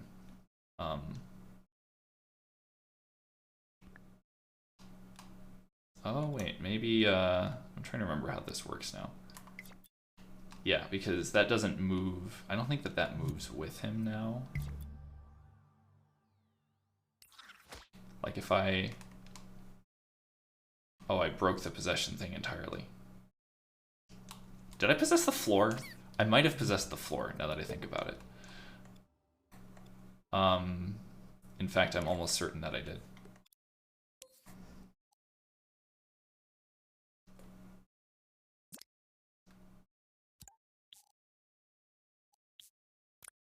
No, maybe not. So, do I have to like do something special to make him possessible now? I don't remember. There's like a pawn thing. Yeah, puppet interface controller sensor. Is this the thing that defines whether it can be possessed or not? Possessible, yeah, I thought so.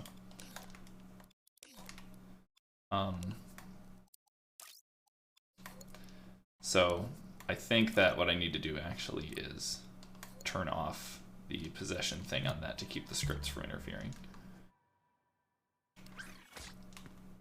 Yeah, so now if I run over here and then go back out, the microchip has stayed in place and everything sucks.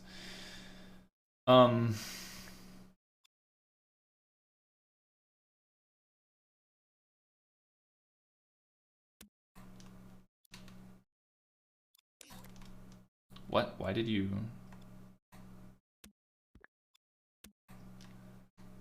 Okay, whatever. I'm a little bit confused then how I would, like...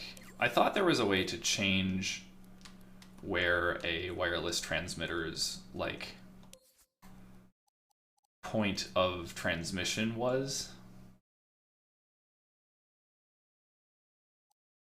But, like, apparently not. You definitely can with the... There's gotta be a way. I swear I remember doing this before. I think it works out okay. I think I just need to, like... I'll just put the, I'll put this, like, down lower, because then it's going to be, like, more... It should hopefully intersect with each elf's collision volume.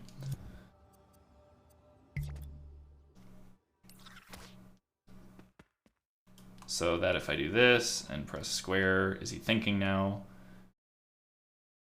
Please have an answer appear above his head. Please have an answer appear above his head. Damn it.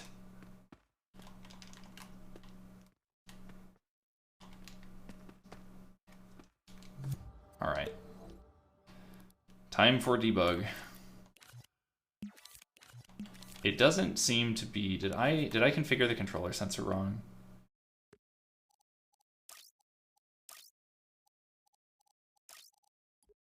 I don't think so. I think that, like...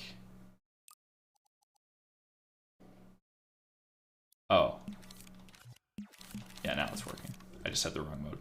Okay, let's try again.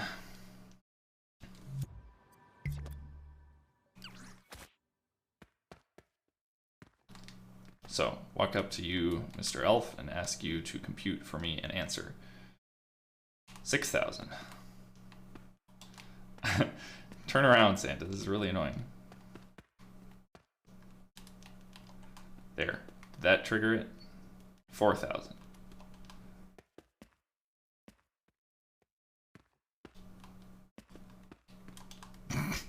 I need to expand the collision volume on each of these elves immensely. But I think that that definitely calculated all the correct options, which is... I'm not going to load the input person. I'm getting the example working, and that's it. The end. Unfortunately, that's the best that I can do.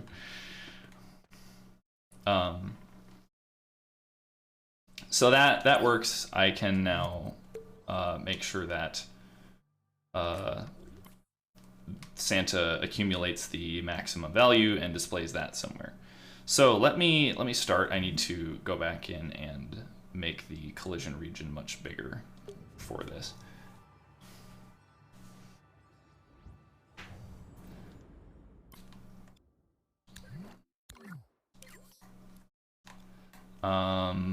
Which is just this one.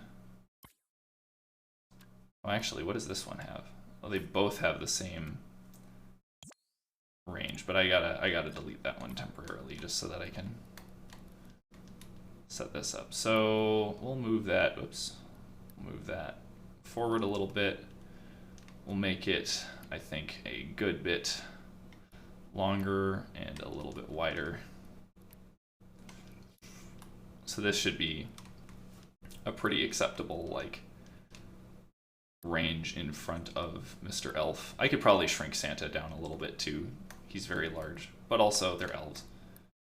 So there, that's now the radius that we'll be using for those signals.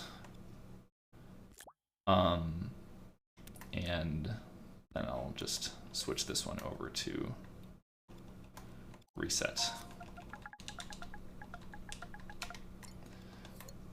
And wire wire that back in here. Even though I'm really not using reset, I shouldn't have bothered.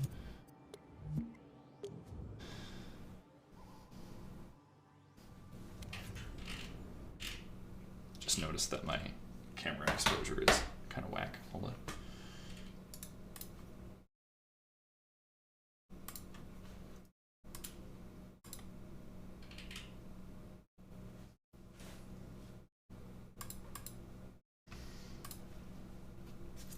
And now it's just overexposed. It's just what I like. This camera is annoying. Okay. So, on Santa now, I can,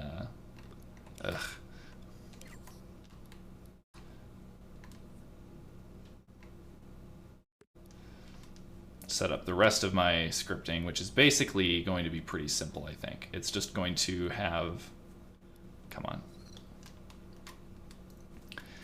I'm going to just have a, like, actual dreams variable because I only need one of this. Variables and dreams are global, so we'll call this max.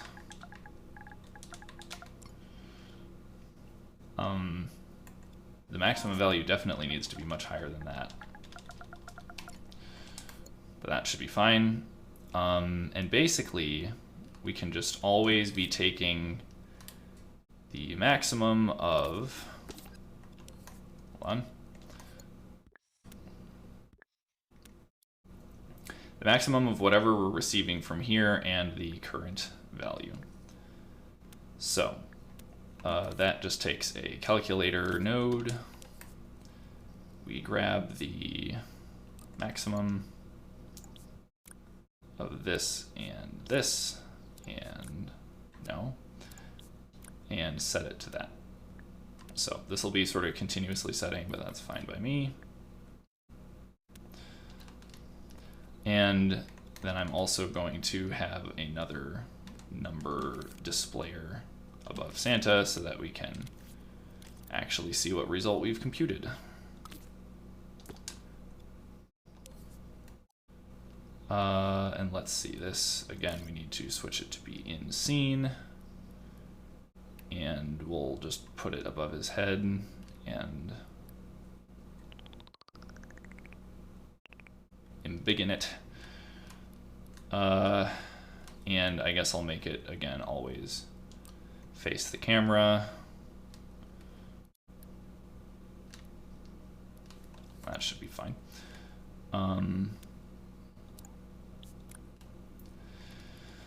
And so now I should be able to hop into Santa here, run up to you, ask you to give me an answer.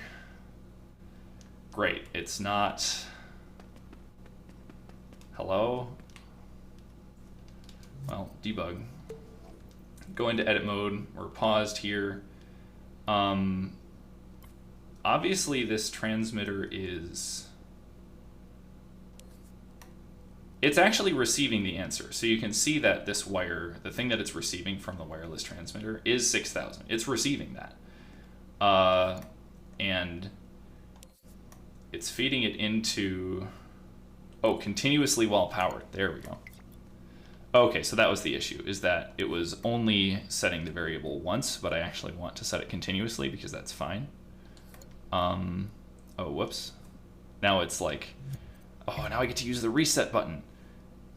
Because this, like, there. We'll reset you and ask you to go again.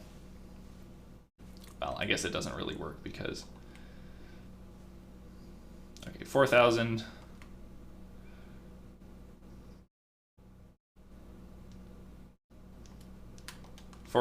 Did I not update the ELF?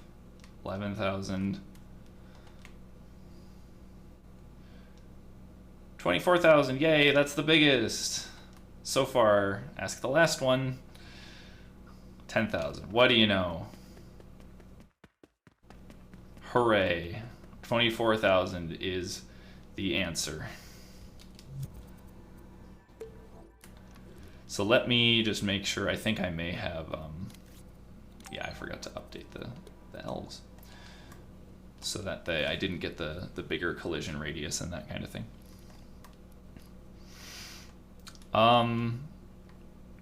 That works, I guess. Can I, like, I should set this up to like auto possess there, but I should also speed up the elves computation because it's computing like 1 snack per second right now, which is kind of obviously hilariously slow.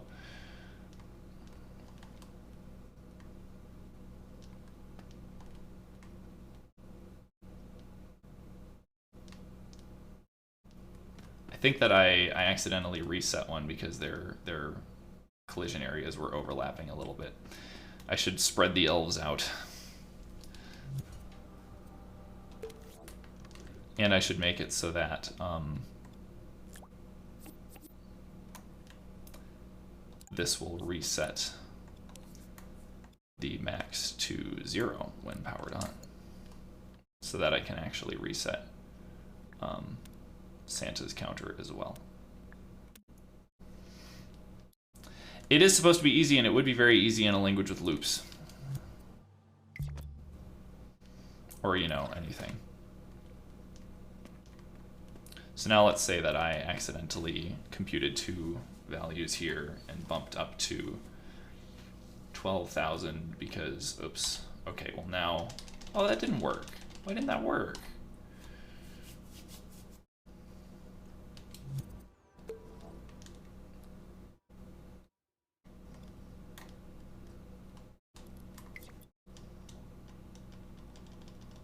Are you not setting it to...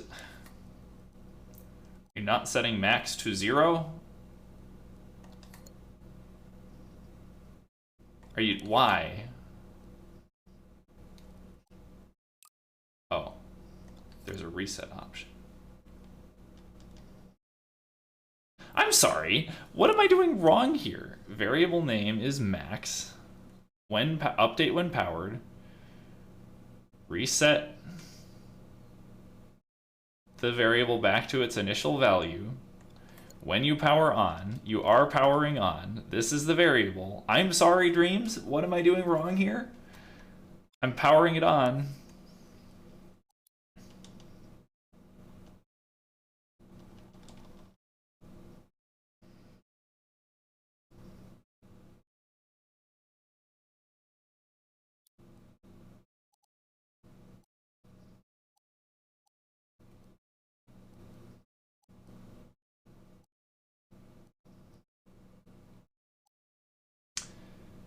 Oh, you're totally right.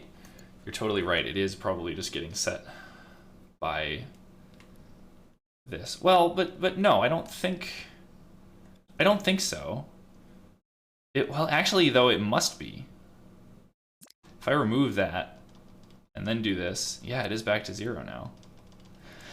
Oh, that sucks. But it's because this variable modifier is in scope here. It's active. That's very annoying. But I guess I can just have it only modify. Yeah, this'll work. This'll work. So now compute another thing. Yep, now compute another thing. Now reset. Okay. It's a little bit fiddly.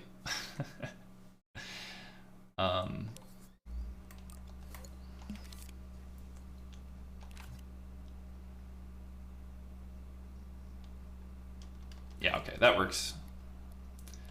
We will go back into play mode here. Ask you, Mr. Elf, for your opinion.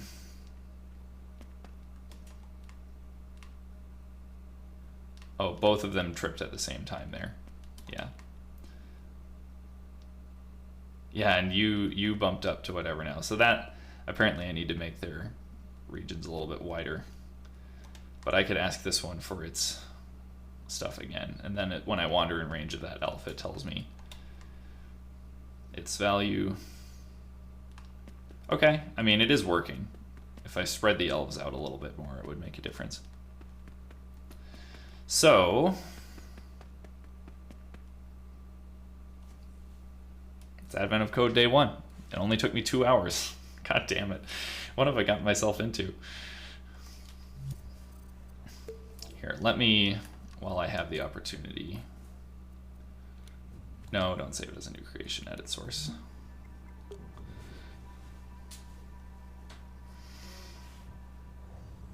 I wanted to speed this up because this is currently just really slow.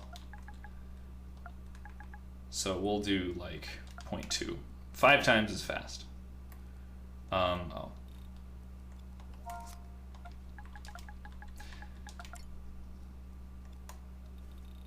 There we go.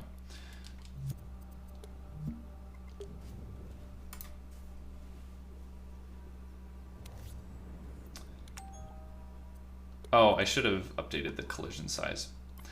Okay, one more source edit, I swear.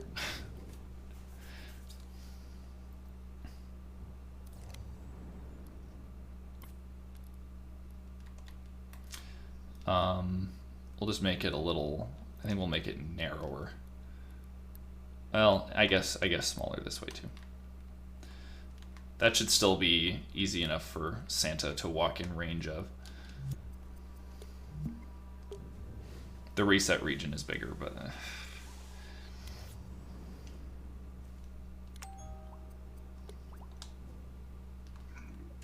okay, those are all updated.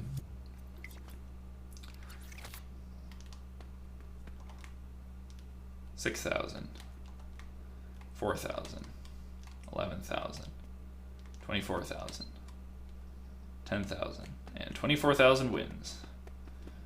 Yay! There we go. That's real nice. That's real nice. So let's save a version of this, I guess, like an official, well, let's see. Let me,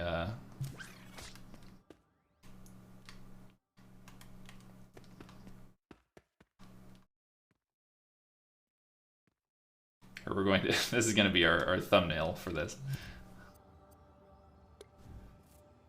Wait, why is it not changing the thumbnail? Well, whatever.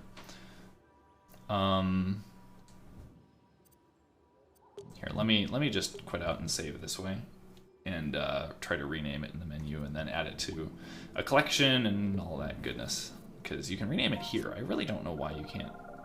I think you can rename it on publish too. So this is going to be Advent of Code 2022 Day 1. And what was the problem actually called? Counting calories? Calorie counting.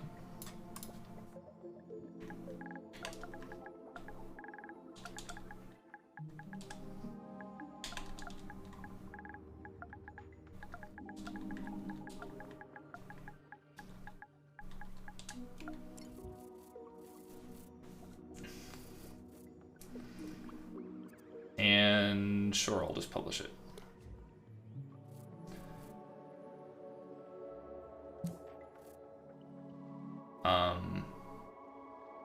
Yeah. Categories and tags?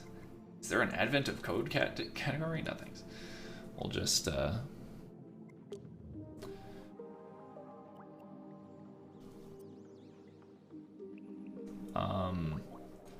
oh no, I definitely don't want, oh no. No, don't you dare make these accessible in search results.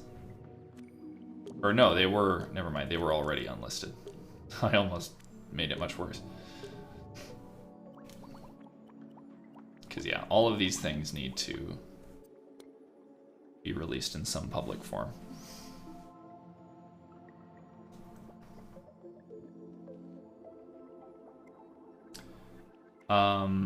No, don't add it to a dream right now. I can do all that again later. Okay, Advent of Code Day 1 is done. It's done, I say.